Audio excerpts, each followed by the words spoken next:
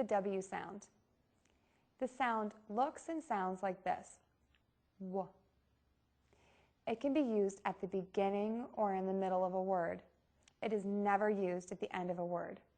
Some examples would be W at the beginning, went, and in the middle, always. To make this sound, your lips are rounded and your tongue is tense and in the center of your mouth. Your airflow continues and your voice is on.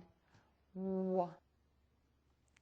The biggest mistake that I see with the W sound is the lips are bitten. And instead of hearing W, you'll hear V. So instead of hearing win, you would hear vin. Listen, watch, and practice these words. W at the beginning of a word. Went. One. Work. When. Worry.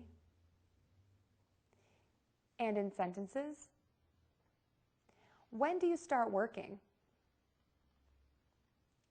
Will was awarded with a $1,000 bonus. This concludes the W sound.